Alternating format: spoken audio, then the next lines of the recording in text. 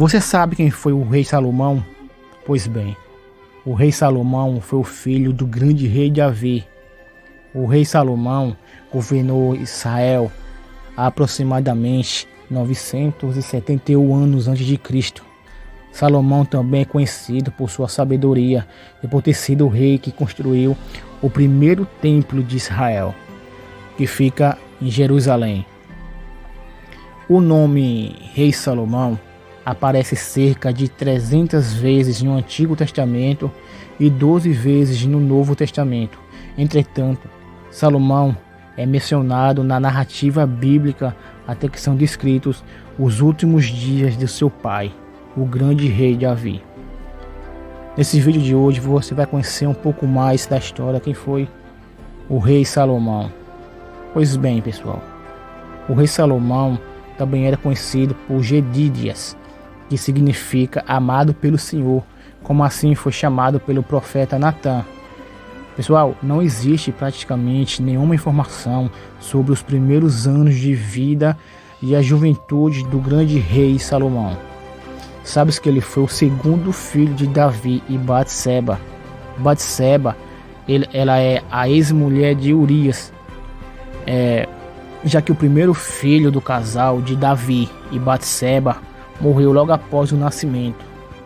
Falando especificamente sobre o seu pai, o rei Davi, Salomão então foi o quarto dos filhos de Davi, nascido em Jerusalém, Israel. Considerando as informações bíblicas acerca da vida de Davi, podemos estabelecer um parâmetro sobre o tipo de ambiente em que Salomão cresceu, sabendo que o Davi casava-se com frequência e obviamente resultava em constante tensão entre as esposas e seus filhos, que protagonizava as mais variadas intrigas, geralmente em busca de privilégio e poder, né? E quem ia assumir o trono depois da morte de Davi, né? Durante o período que Davi esteve debilitado na cama, antes mesmo de sua morte, houve uma intensa luta pelo trono de Israel.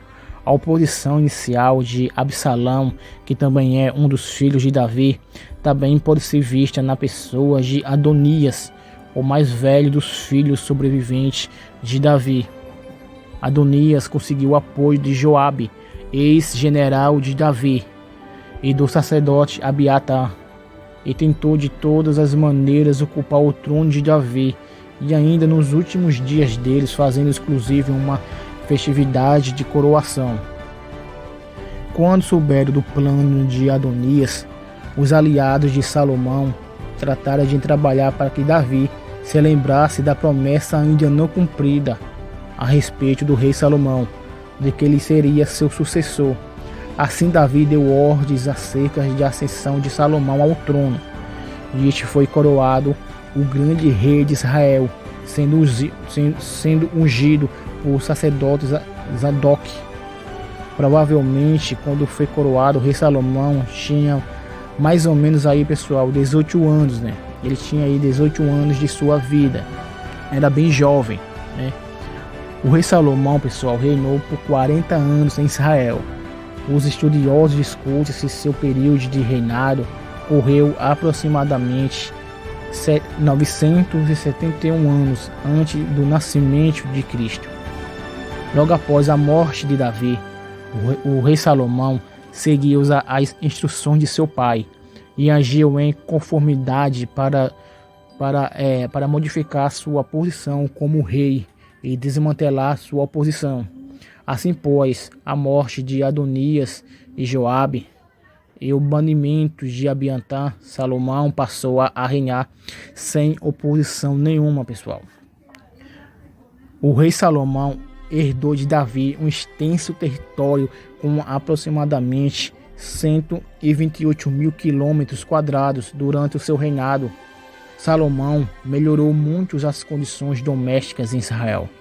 O rei Salomão substituiu as antigas divisões tribais por uma divisão de seu território em 12 distritos administrativos, e os quais cada possuía um ofício comissionado pelo rei.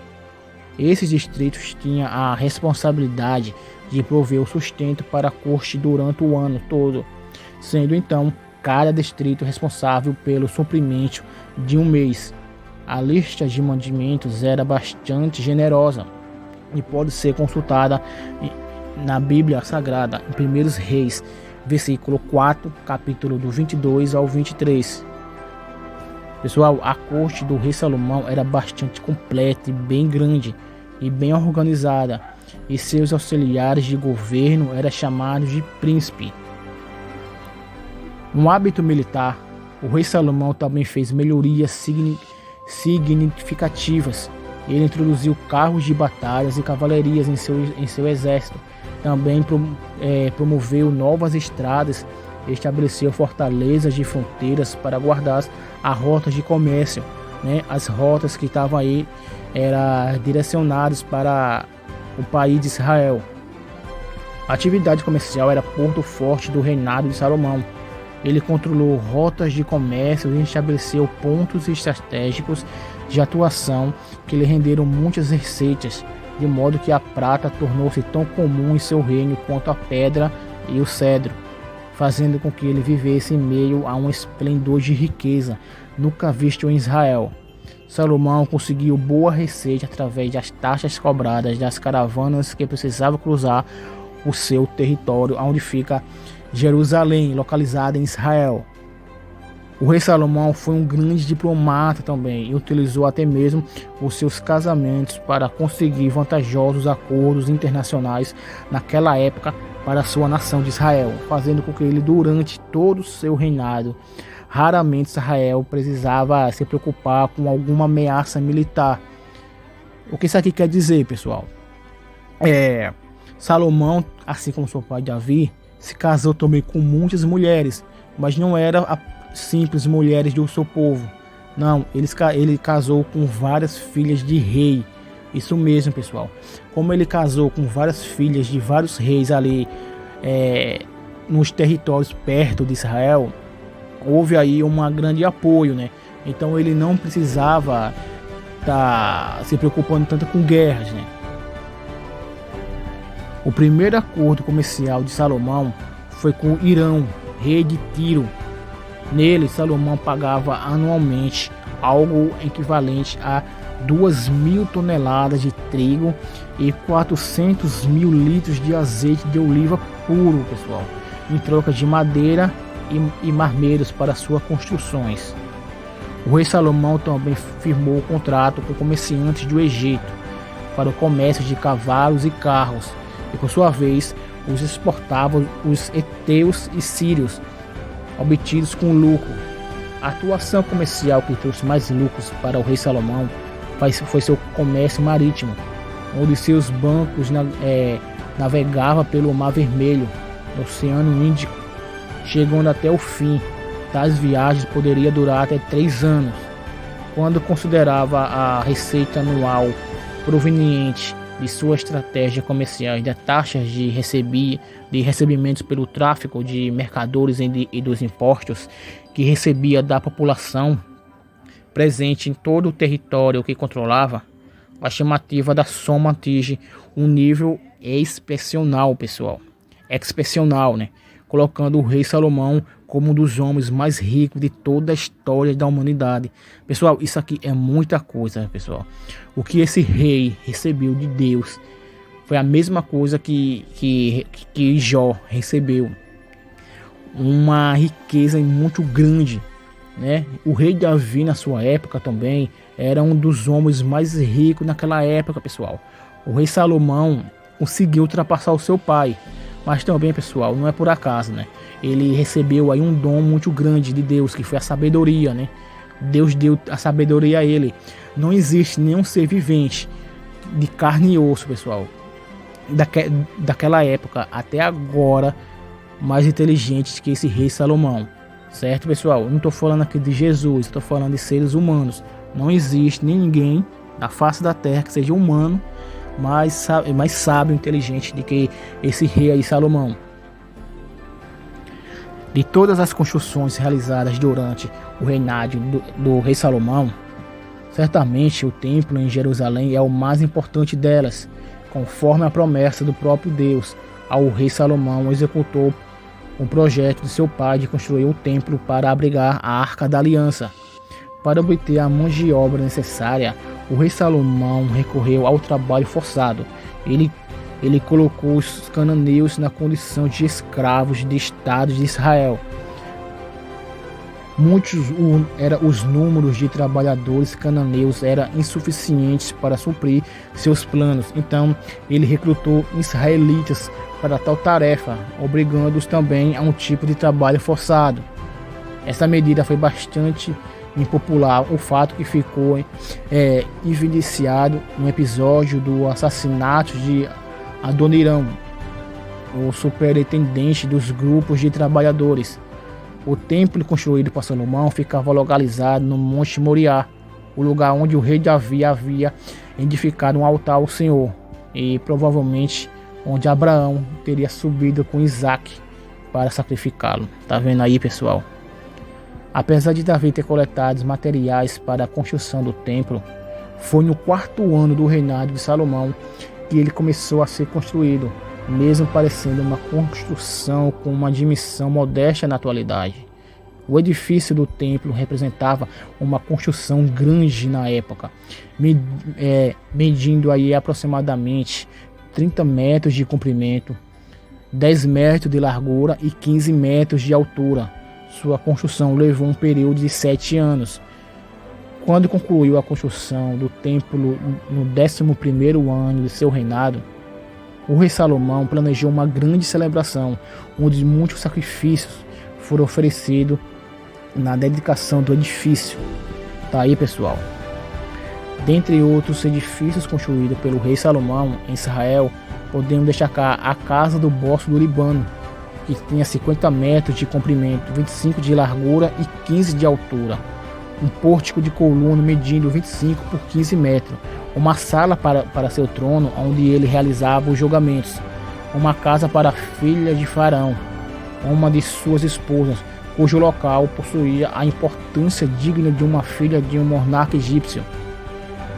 A própria residência de Salomão foi uma construção consideravelmente grande, onde acomodava 700 esposas e 300 concubinas, além dos servos necessários para cuidar de suas esposas e de suas concubinas. Salomão também edificou Milom, uma enorme fortaleza para proteger o templo. Pessoal, em 1 Reis, no versículo aí 3 ao 2, em Crônicas, lemos o registro do sonho que o rei Salomão teve, onde o Senhor lhe apareceu. Ele perguntou o que ele mais desejava receber. Tá aí, pessoal. Um sonho de Deus aí, onde Deus perguntava o que você queria receber. Cara, é um privilégio muito grande, pessoal. Salomão poderia ter pedido riquezas muito grandes ou grande honra, porém o jovem rei pediu sabedoria, este em coração compreensivo para poder governar de forma certa ao seu povo. Um dos episódios que mais destaca a sabedoria do rei Salomão é aquela onde duas mães comparecem à sua presença disputando um único recém-nascido. O caso era bastante difícil, pois não tinha como saber de quem era o filho, né, pessoal, das duas mulheres que entrou com o filho no colo. Com muita sabedoria, o rei Salomão propôs que o menino fosse dividido em duas partes para solucionar esse grande problema. Diante da possibilidade da morte de seu filho, a verdadeira mãe preferiu entregar o menino à mulher impostora, e isto fez com que Salomão julgasse aquela causa de forma implacável. A sabedoria do rei Salomão também pode ser parecida em toda a literatura que ele produziu. Salomão compõe milhares de provérbios e cânticos. A profundidade de seu provérbio também impressiona, de modo que a Bíblia relata que ele discorreu sobre as árvores, os animais e as aves, os répteis e os peixes.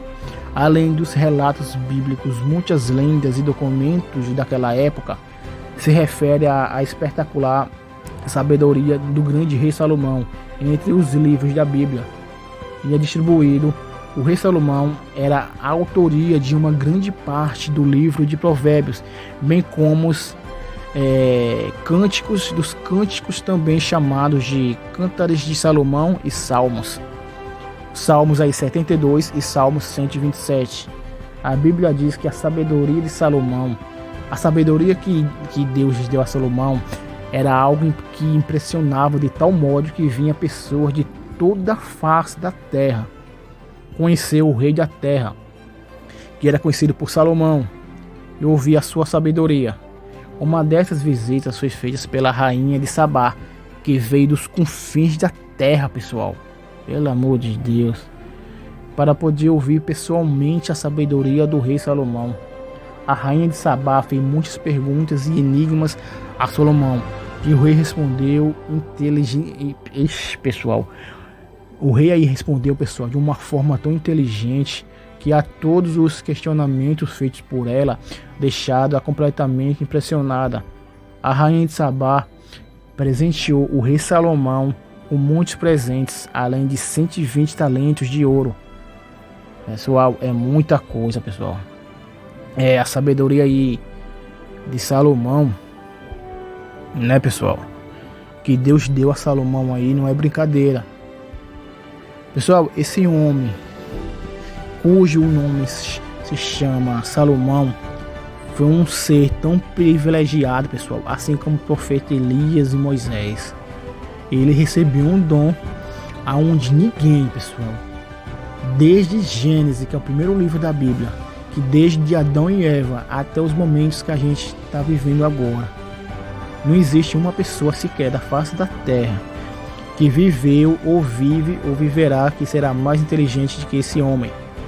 Deus deu a ele uma sabedoria infinita, pessoal. Imagine você aí, você tem um sonho, onde esse sonho você vê Jesus, né, pessoal? Aí Jesus lhe pergunta o que você queria receber, seja ela o que for. Me diga o seu sonho. Aí você fala, eu gostaria de sabedoria. Foi nesse mesmo instante a sua cabeça se transforma, pessoal, de uma coisa tão grande que não tem palavra para explicar. Uma sabedoria tão grande, pessoal, que esse homem recebeu. Essa coisa de Deus mesmo, pessoal, né? Essas coisas aí que já passou há muitos anos atrás, né? Principalmente essas histórias de Israel, muita coisa, pessoal, né? Muita coisa aí onde o mundo, né, é baseado em Israel, né? Não adianta, o povo hebreu foi o povo escolhido, né? Não foi o povo brasileiro, não foi o povo americano, não foi o povo chinês, japonês, nem o povo canadense, ninguém, pessoal. O único povo que foi escolhido naquela época foi os hebreus, foi a nação de Israel, né? A nação de Israel é os olhos da menina de ouro de Deus. Pois bem, pessoal, se você gostou, inscreva-se no canal, ative o sininho das notificações, beleza, pessoal? Obrigado a todos, pessoal, e fique com Deus. Tchau!